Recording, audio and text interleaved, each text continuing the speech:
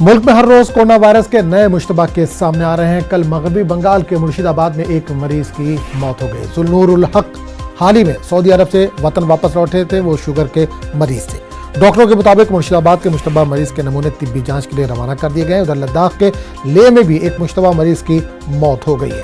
हाजी मोहम्मद अली 28 फरवरी को ईरान से वापस लौटे थे। लद्दाख में एहतियाती तौर पर तमाम तालीमी इदारे 31 मार्च तक बंद रहेंगे। केरल के पतनमथिट्टा में कोरोना के 5 केस मुस्बत पाए जाने के बाद एहतियाती तदाबीर बढ़ा दी गई है। इलाके के तमाम तालीमी इदारों में छुट्टी कर दी गई। केरल के 5 मुश्तबा केसों में से 3 मरीज हाल ही में इटली से लौटे थे। बेंगलुरु के शुमाली और जनूबी इलाकों में किंडरगार्टन क्लासेस की तातील का ऐलान कर दिया गया है। कोरोना वायरस के खतरात के पेश नज़र मुल्क के मुख्तलिफ मकामात पर एहतियाती तदाबीर इख्तियार की जा रही है।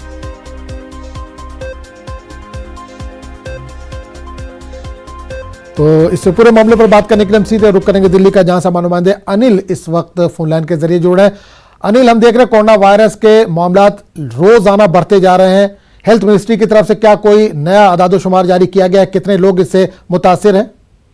जी, मैं आपको बताना चाहूंगा कि कल भी एक उच्च स्तरीय बैठक हुई थी केंद्र सरकार में, जो कैबिनेट सेक्रेटरी ने ली थी।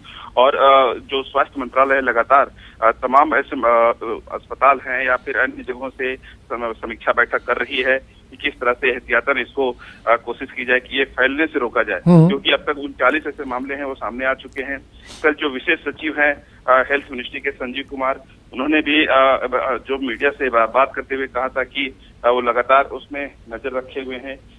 जिस तरह से खास करके विदेशों से आ रहे हैं, इटली से, ईरान से, चीन से, हांगकांग से, दक्षिण कोरिया से, उन पर खास नजर रखी जा रही है, क्योंकि जो अभी तक मामले भारत में आए हैं, सबसे ज्यादा मामले वो हैं जो इटली से आए हैं। कल भी दिल्ली की अगर बात करें तो दिल्ली सरकार ने भी यह बात कही थी कि 25 अस्पताल के अलावा जो सफदरजंग अस्पताल है, आरएमएल हॉस्पिटल है, उसमें तमाम व्यवस्थाएं की गई हैं, जिससे अलग से वार्ड भी उसको रखा गया है, ताकि जो भी कोई इस तरह के मरीज आता है तो उसको समुचित तरीके से उसको उपचार मिल सके और इलाज मिल सके और उसको कहीं ना कहीं उसको फैलने से रोका जा सके। लेकिन सबसे बड़ी चुनौती ये है, मैं आपको बताना चाहूंगा कि कल होली है और होली में कई लोग इकट्ठा होते हैं, आमने सामने होते हैं, एक दूसरे को रंग लगाते हैं। तो ऐसे में ये सबसे बड़ी चुनौती है कि इसको रोका जाए, उनको आइडेंटिफाई किया जाए जिनको ये पुष्टि हुई है। कल भी हमने देखा कि केरल में 5 नए मामले आए हैं। सबसे बड़ी चुनौती ये भी है कि इटली में सबसे ज्यादा मामले अब तेजी से बढ़ते जा रहे हैं। चाइना में भी कल हमने देखा कि कई लोगों की मौतें हुई, कई नए लोग इसके चपेट में आए। तो ऐसे में ये बड़ी चुनौती है खास करके भारत सरकार के लिए। और जिस तरह से केंद्र सरकार ने भी कहा कि 30 से ज्यादा एयरपोर्ट पर इसकी स्क्रीनिंग की जा रही है जो बाहर से लोग आ रहे हैं। लेकिन ये भी देखना होगा कि जो दिसंबर के बाद से जब ये कोरोना वायरस चीन के वुहान में पनपा और उसके बाद दुनिया के तमाम देशों में फैला, उस समय से लेकर अब तक जो भी लोग भारत में आए हैं खासकर विदेशों से, उन तमाम लोगों की स्क्रीनिंग करना भी एक बड़ी चुनौती बनी। बिल्कुल अनिल, एक चीज और जानना चाहेंगे, दिल्ली में तो तैयारियां दिख रही हैं, अस्पतालों में खासकर तैयारियां दिख रही हैं, लेकिन मामले जो है वो बढ़ते जा रहे हैं। राजस्थान में भी इसका असर देखा जा रहा है, लद्दाख में भी देखा जा रहा है, बंगाल में खबर है कि कल 1 की मौत हो गई है, केरला में भी 5 नए मामले कल सामने आए हैं। तो सरकार का क्या कहना है? देश भर में किस तरह की तैयारियां की गई हैं? किस तरह के वार्ड वगैरह बनाए गए? क्या इस ताल्लुक से कुछ जानकारी दी जा रही है सरकार की तरफ से? जी जरूर, कल भी हमने देखा कि केंद्र सरकार ने भी कहा है कि तमाम जो बड़े अस्पताल हैं उन अस्पतालों में अलग से व्यवस्थाएं की गई है।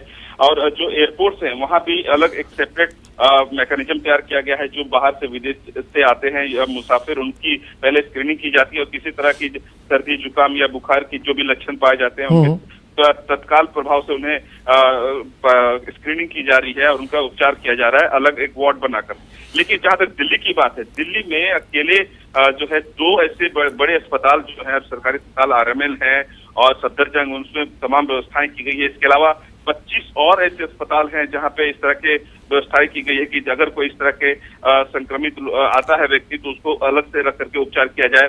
अस्पतालों में अगर बात करें, रेलवे अस्पताल जो है उसने भी यहाँ पे तमाम व्यवस्था की है। रक्षा मंत्रालय के जो अस्पताल हैं वो लगातार इस पर नजर रखी हुई है और व्यवस्थाएं की हुई है, यानी किसी भी तरह से इसको रोकने की बात है। लेकिन जहां तक लद्दाख के मामले आए हैं और जो वहां पे 76 साल का एक व्यक्ति है, हालांकि उसकी मौत हो गई थी, लेकिन उसमें एक बात ये भी है कि उसके और भी स्वास्थ्य बीमारियां थी उसको लेकर के। अभी उसकी रिपोर्ट नहीं आई है हालांकि, लेकिन अभी देखना होगा कि फाइनल रिपोर्ट क्या आता है। लेकिन बिल्कुल अनिल, एक आखिरी सवाल करना चाहेंगे, संक्षेप में जवाब दीजिएगा कि लगातार हम दिल्ली में देख रहे हैं सैनिटाइजर हो, मास्क हो, उसकी कमी थी अस्पतालों में या मेडिकल स्टोर के बाहर लोगों की लंबी लंबी लाइनें देखी जा सकती थी। क्या उसमें कुछ कमी हुई है? लोगों को मिल पा रही हैं ये चीजें?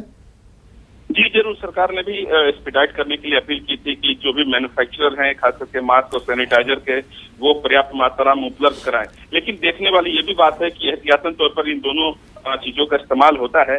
खास करके मास्क की अगर बात करें तो मास्क उस समय भी डॉक्टरों ने भी कहा है कि मास्क को पैनिक करने की जरूरत नहीं है। जिन्हें ये है उन्हें मास्क पहनने की जरूरत है, जिन्हें सर्दी जुकाम है उन्हें मास्क पहनने की जरूरत है, जो स्वस्थ है उन्हें मास्क पहनने की जरूरत नहीं है। तमाम ऐसे डॉक्टरों ने भी बात की जब हमने उनसे बात करने की कोशिश की, यानी इसको पैनिक करने की चलिए बहुत बहुत शुक्रिया अनिल इस तमाम जानकारी के लिए। इस वक्त